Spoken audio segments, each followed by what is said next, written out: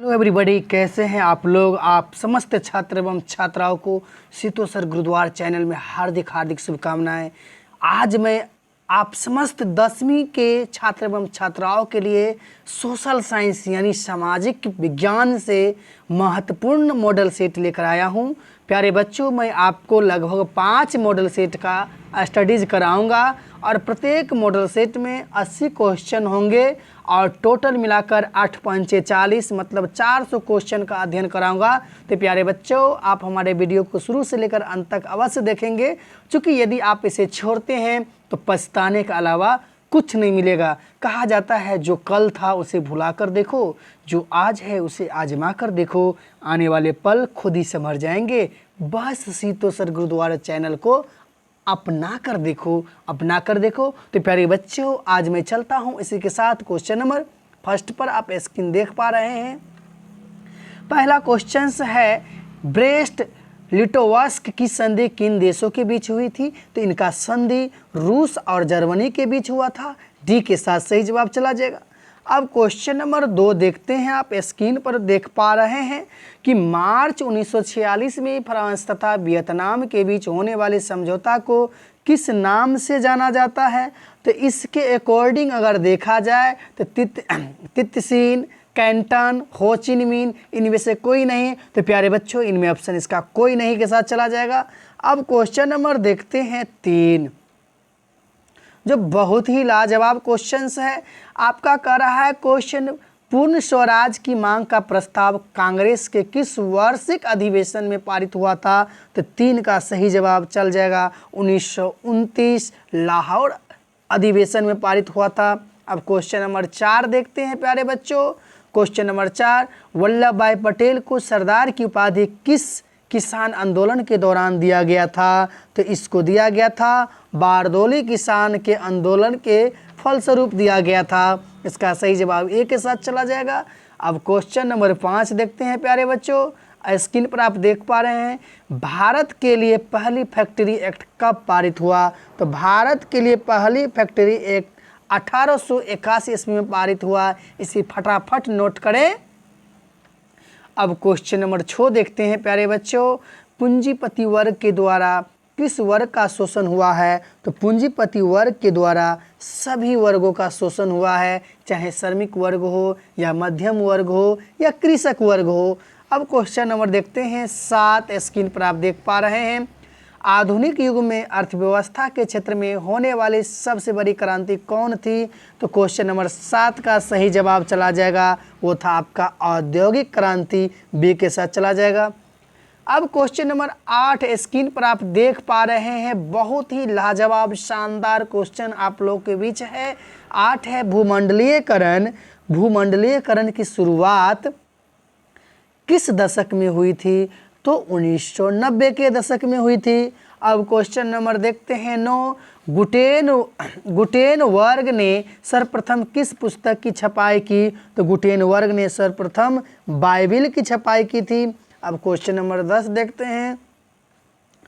Question number 10 आप देख रहे हैं, विश्व में सर्वप्रथम मुद्रण की शुरुआत कहाँ से हुआ?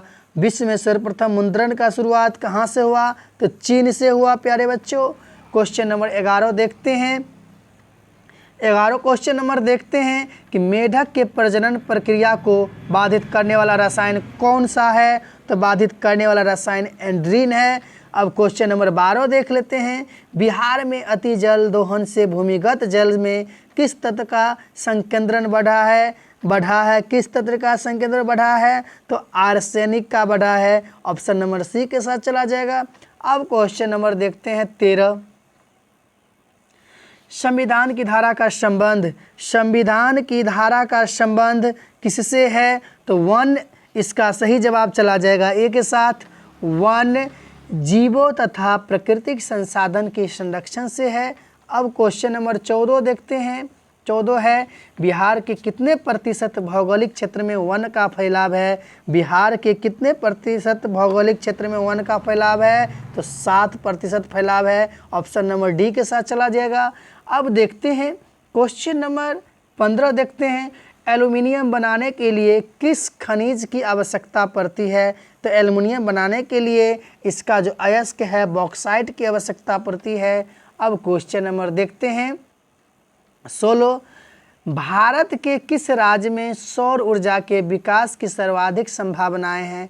भारत के किस राज्य में सौर ऊर्जा के विकास की सर्वाधिक संभावनाएं हैं? तो इसका सही जवाब चला जाएगा राजस्थान राज्य में। अब देखते हैं क्वेश्चन नंबर 17 देखेंगे। 17 क्वेश्चन है, निम्नलिखित में कौन छोटे पैमाने का उद्योग है? निम्नलिखित में कौन छोटे पैमाने का उद्योग है? तो खिलौना छोटे पैमाने का उद्योग है। क्वेश्चन नंबर 18 देखते हैं, देश में कितने विशेष आर्थिक क्षेत्र विकामीन है? देश में कितने विशेष आर्थिक क्षेत्र विकामीन है?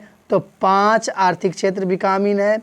अब देखते हैं क्वेश्चन नंबर 19, आप स्क्रीन पर देख पा रहे हैं, बिहार की सीमा में रेल मार्ग की कुल लंबाई कितनी होती है?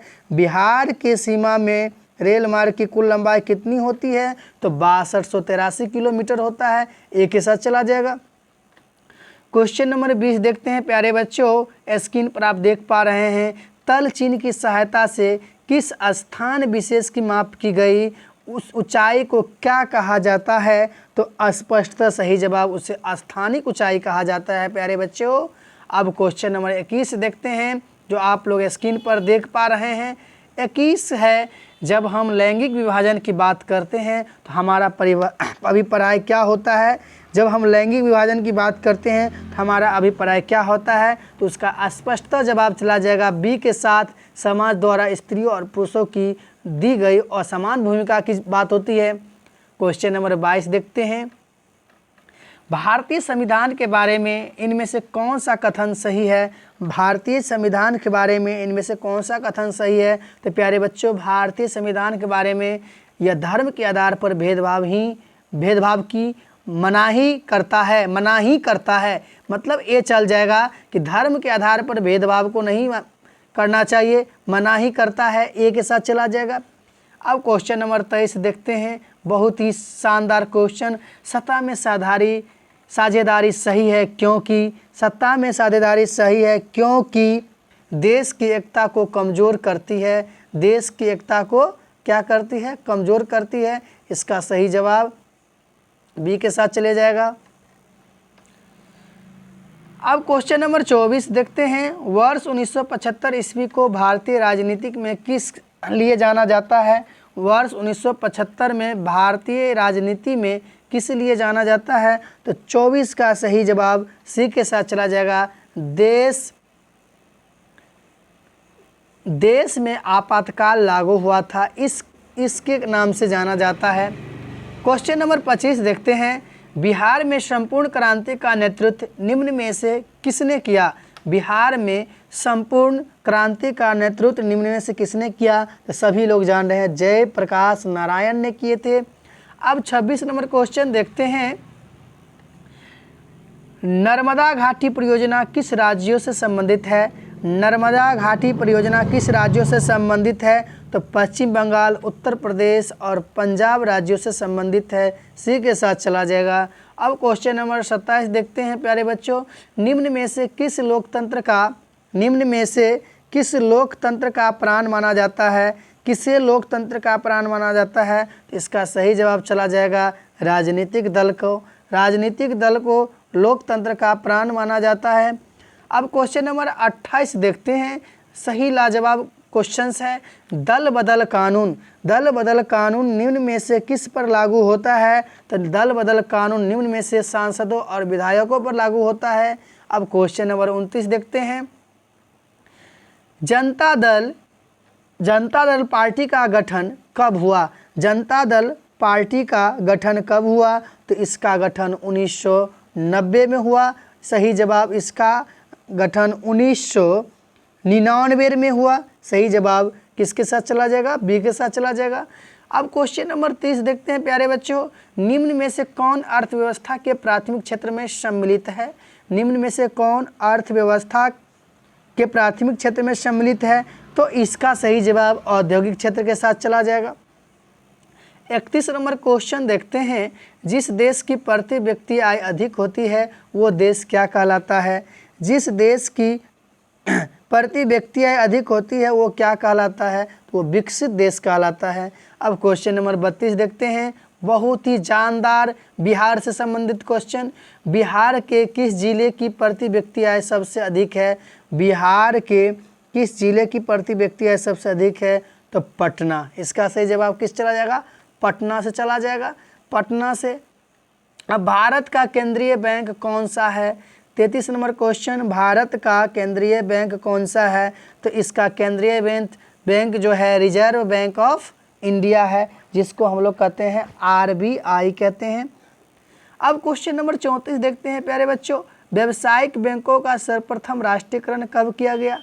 व्यावसायिक बैंकों का सर्वप्रथम राष्ट्रीयकरण कब किया गया? क्वेश्चन नंबर 34 का सही जवाब 1969 चला जाएगा। ये 1969 में किया गया, सी के साथ चला जाएगा। अब क्वेश्चन नंबर चलते हैं 35 के साथ। अब क्वेश्चन नंबर 35 है, आप स्क्रीन पर देख पा रहे हैं कि ऊर्जा के मुख्य स्रोत क्या है? ऊर्जा के मुख्य स्रोत क्या है? तो कोयला, पेट्रोलियम, विद्युत, यानी सभी ऊर्जा के मुख्य स्रोत हैं। अब क्वेश्चन नंबर 36 देखते हैं। क्वेश्चन नंबर 36 देखते हैं। क्वेश्चन नंबर 36, इनमें से कौन सी बहुराष्ट्रीय कंपनी है? इनमें से कौन सी बहुराष्ट्रीय कंपनी है? तो Ford Motors, Samsung, Coca Cola, इनमें से सभी जो है बहुराष्ट्रीय कंपनी है। क्वेश्चन नंबर 37 देखते हैं, उपभोक्ता अधिकार दिवस कब मनाया जाता है? उपभोक्ता अधिकार दिवस कब मनाया जाता है? इसका सही जवाब चला जाएगा बी के साथ, 15 मार्च को मनाया जाता है।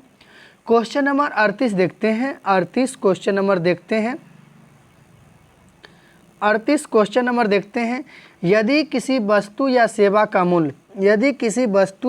का मूल्य 20 लाख से अधिक तथा 1 करोड़ से कम हो तो उपभोक्ता कहाँ शिकायत कर सकता है? तो प्यारे बच्चों, यह जो शिकायत करेगा मूल रूप से राज्य आयोग में शिकायत करेगा, बी के साथ चला जाएगा।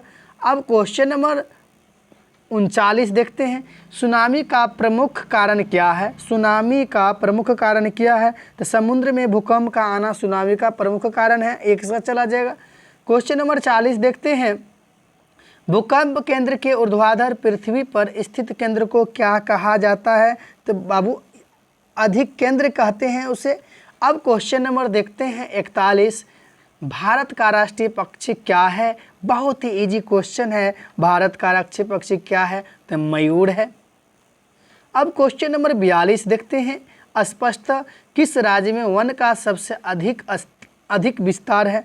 किस राज्य में वन का सबसे अधिक विस्तार है? तो मध्य प्रदेश में अधिक विस्तार है। अब क्वेश्चन नंबर 43 देखते हैं। 43 है, इनमें से कौन सा जीव है जो केवल भारत में ही पाया जाता है? इनमें से कौन सा जीव है जो केवल भारत में ही पाया जाता है? तो घड़ियाल जीव है जो केवल भारत में ही पाया जाता है। अब क्वेश्चन नंबर 44 देखते हैं, टेक्सोल का उपयोग कहाँ होता है? किस में होता है? टेक्सोल का उपयोग कहाँ होता है? तो टेक्सोल का उपयोग जो होता है वो कैंसर में होता है। अब क्वेश्चन नंबर देखते हैं 45, चरक का संबंध किस देश से है? चरक का संबंध किस देश से है? तो इसका संबंध भारत देश से है। अब क्वेश्चन नंबर 46 देखते हैं, वन संरक्षण एवं प्रबंध की दृष्टि से वनों को वर्गीकृत किया जाता है। वन संरक्षण एवं प्रबंध की दृष्टि से वनों को वर्गीकृत किया जाता है। तो इसका सही जवाब कितने भागों में वर्गीकृत किया जाता है? तो 3 भागों में। क्वेश्चन नंबर 47 देखते हैं, बिहार में कितने प्रतिशत भौगोलिक क्षेत्र में वन विस्तार है? बिहार में कितने प्रतिशत भौगोलिक क्षेत्र में वन विस्तार है? तो भौगोलिक क्षेत्र का वन विस्तार है तो 7%, डी के साथ चला जाएगा। अब क्वेश्चन नंबर 48 देखते हैं। क्वेश्चन नंबर 48 आप देख पा रहे हैं प्यारे बच्चों। 48 है, वन स्थिति रिपोर्ट के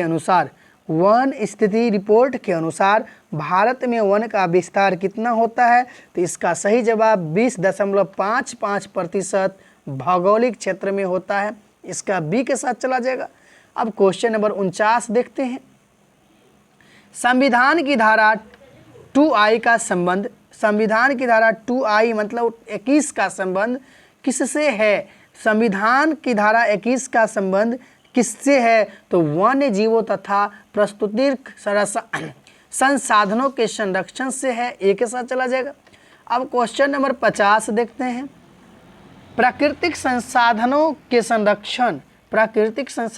संरक्षण 1968 में कौन सा कन्वेंशन हुआ था? प्राकृतिक संसाधनों के संरक्षण 1968 में कौन सा कन्वेंशन हुआ था? तो इसका हुआ था विश्व आपदा कन्वेंशन। सही जवाब सी के साथ चला जाएगा। विश्व आपदा कन्वेंशन सी के साथ चला जाएगा। अब देखते हैं क्वेश्चन नंबर 51, बहुत ही लाजवाब है, कंपटीशन के लिए भी है। मैंग्रोव्स का सबसे अधिक विस्तार कहाँ है? सुंदरवन में है। अब क्वेश्चन नंबर 52 देखते हैं। भारत में 2001 में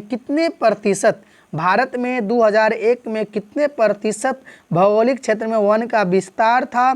तो प्यारे बच्चों 20.60%। डी के साथ चला जाएगा सही जवाब। अब क्वेश्चन नंबर 53 देखते हैं। पूर्वोत्तर राज्य के 188 आदिवासी जिलों में देश के कुल क्षेत्र का कितना प्रतिशत वन है? तो इसका सही जवाब डी के साथ चला जाएगा। 60.11% है। क्वेश्चन नंबर 54 देखते हैं। 1951 से लेकर 1980 तक लगभग कितना वर्ग किलोमीटर वन क्षेत्र कृषि भूमि में परिवर्तित हुआ है? 1951 से 1980 तक लगभग कितना वर्ग किलोमीटर वन क्षेत्र कृषि भूमि से परिवर्तित हुआ है? तो इसका सही जवाब 54 के चला जाएगा। डी के साथ 35,500 वर्ग क्षेत्र कृषि भूमि में परिवर्तित हुआ है। तो इसका सही जवाब क्या होगा? डी हो जाएगा। प्यारे बच्चों क्वेश्चन नंबर 55 आप लोग देखें, जब तक थोड़ा मैं पानी पी लेता हूं। तो क्वेश्चन नंबर 55 आप लोग देख लिए होंगे।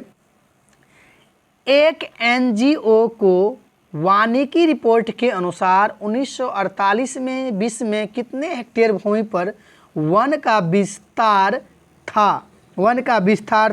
तो 4 अरब हेक्टेयर पर वन का विस्तार था। क्वेश्चन नंबर 56 देख लेते हैं। पर्यावरण संतुलन के लिए कितने प्रतिशत भूभाग पर वन आवश्यक है? पर्यावरण संतुलन के लिए कितने प्रतिशत भूभाग पर वन आवश्यक है? तो 33%। बी के साथ चला जाएगा। अब क्वेश्चन नंबर 57 देखते हैं, फास्ट में रिवाइज करेंगे। कुनैन किस रोग की दवा है? तो कुनैन मलेरिया रोग की दवा है। अब क्वेश्चन नंबर 58 चलते हैं, फास्ट में रिवाइज करते हैं। कुनैन किस वृक्ष से प्राप्त होता है? सिनकोना वृक्ष से प्राप्त होता है ये। अब क्वेश्चन नंबर 59 देखते हैं।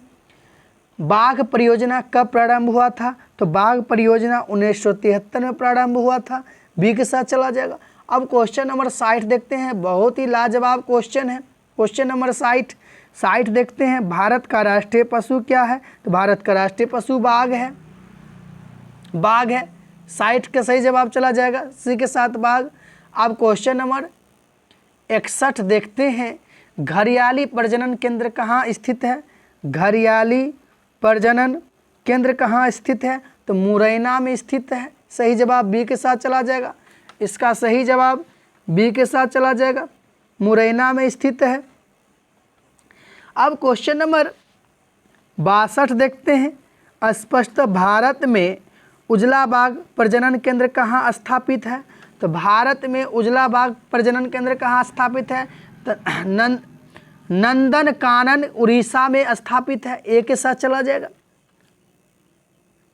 क्वेश्चन नंबर आप देखते हैं 63। संकटग्रस्त पादप प्रजाति की सूची क्या कहलाती है? तो इसका सही जवाब कहलाएगा रेड डाटा बुक कहलाता है। अब क्वेश्चन नंबर 64 देखते हैं।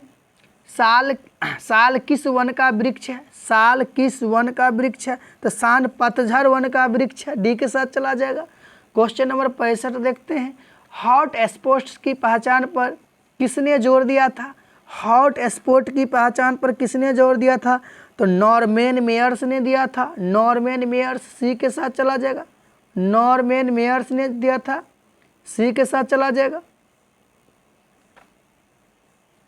अब क्वेश्चन नंबर 66 देखते हैं। भारत का पहला जैव मंडल आरक्षित क्षेत्र, भारत का पहला जैव मंडल आरक्षित क्षेत्र 1986 में कहाँ विकसित किया गया, 1986 में कहाँ विकसित किया गया। क्वेश्चन नंबर बहुत ही लाजवाब है 66। भारत का पहला जैव मंडल आरक्षित क्षेत्र 1986 में कहाँ विकसित किया गया, तो सही जवाब बी के साथ चला जाएगा, नीलगिरी, नीलगिरी। अब क्वेश्चन नंबर देखते हैं 67। 67 है वन्य जीव बोर्ड की स्थापना कब हुई, वन्य जीव बोर्ड की स्थापना कब हुई, तो 1952 में हुआ। क्वेश्चन नंबर 68 देखते हैं। प्लाईवुड का निर्माण सर्वप्रथम कहाँ शुरू हुआ, प्लाईवुड का निर्माण सर्वप्रथम कहाँ शुरू हुआ, तो जर्मनी में हुआ। अब क्वेश्चन नंबर 69 देखते हैं। वन संरक्षण अधिनियम कब लागू हुआ, वन संरक्षण अधिनियम कब लागू हुआ, तो 1080 में लागू हुआ। अब क्वेश्चन नंबर देखते हैं 70। 70 है सुंदरवन, सुंदरवन कहाँ में है, तो सुंदरवन पश्चिम बंगाल में है, सही जवाब बी के साथ चला जाएगा। क्वेश्चन नंबर 71 देखते हैं। किस खनिज को उद्योगों की जननी कहा गया है, किस खनिज को उद्योगों की जननी कहा गया है, तो उद्योगों का जननी लोहा को कहा गया है। क्वेश्चन नंबर 72 देखते हैं। सीमेंट उद्योग का सबसे प्रमुख कच्चा माल क्या है, सीमेंट उद्योग का सबसे प्रमुख कच्चा माल चूना पत्थर है। अब क्वेश्चन नंबर 73 देखते हैं। एल्युमिनियम बनाने के लिए किस खनिज की आवश्यकता पड़ती है, एल्युमिनियम बनाने के लिए किस खनिज की आवश्यकता पड़ती है, तो इसका सही जवाब बॉक्साइट के साथ चला जाएगा, डी की आवश्यकता पड़ती है बॉक्साइट की। 74 देखते हैं। कौन भारत का सबसे बड़ा लोहा उत्पादक राज्य है, कौन भारत का सबसे बड़ा लोहा उत्पादक राज्य है, तो कर्नाटक है। प्यारे बच्चों ए के साथ चला जाएगा। अब क्वेश्चन नंबर 75 देखते हैं। निम्नलिखित में कौन अत्यधिक खनिज का उदाहरण है, निम्नलिखित में कौन अत्यधिक खनिज का उदाहरण है, तो सही जवाब चला जाएगा सी के साथ अभ्रक है। क्वेश्चन नंबर 76 देखते हैं। उड़ीसा किस खनिज का सबसे बड़ा उत्पादक है, उड़ीसा किस खनिज का सबसे बड़ा उत्पादक है, तो उड़ीसा जो है मैग्नीज का है सबसे बड़ा उत्पादक। अब देखते हैं क्वेश्चन नंबर 77। इनमें से कौन लौह युक्त खनिज का उदाहरण है, इनमें से कौन लौह युक्त खनिज का उदाहरण है, तो मैग्नीज है। अब क्वेश्चन नंबर 78 देखते हैं। 78 है 1 टन इस्पात बनाने में कितने मैग्नीज का उपयोग होता है, इसका सही जवाब 10 किलोग्राम, 10 किलोग्राम मैग्नीज का उपयोग होता है, सही जवाब बी के साथ चला जाएगा। अब क्वेश्चन नंबर 79 देखते हैं। कौन लौह अयस्क का एक प्रकार है, कौन लौह अयस्क का एक प्रकार है, तो बी जो होगा वो बी हो जाएगा हेमाटाइट। अब लास्ट क्वेश्चन आप लोग स्क्रीन पर देख पा रहे हैं। स्क्रीन पर भारत में लगभग कितने खनिज पाए जाते हैं, भारत में लगभग कितने खनिज पाए जाते हैं, तो सबसे लास्ट एंड इम्पोर्टेंट क्वेश्चन 100 खनिज पाए जाते हैं। तो प्यारे बच्चों आज मैं मॉडल सेट फर्स्ट में 80 क्वेश्चन का अध्ययन कराया हूँ। मैं अगले दिन कल मॉडल सेट 2 SST यानी सोशल साइंस का कराऊंगा। तो प्यारे बच्चों आज इस मॉडल सेट को आज ही ख़त्म कर ले ताकि कल के लिए भारी ना पड़े, क्योंकि ठंडी का मौसम अब आने वाली है। बच्चों को माइंड में ऐसा आएगा कि सुबह में उठ के पढ़ेंगे, जब सुबह ठंडा लगेगा तो कहेगा दिन में पढ़ेंगे, तो इसी प्रकार से टाइम पास हो जाते हैं। इसलिए आप लोग टाइम ना बर्बाद करें। मैं भगवान से प्रार्थना करता हूं कि आप लोग का आने वाले कल, आप लोग के आने वाले एग्ज़ाम सफल हो। और सफल तभी होता है बच्चों जब आप शिद्दत से किसी कार्य को करते हैं, मेहनत करते हैं, परिश्रम करते हैं, तो आप कहीं ना कहीं सफल होंगे ही 100%। तो मैं आज की क्लास यहीं पर विराम करता हूं। धन्यवाद।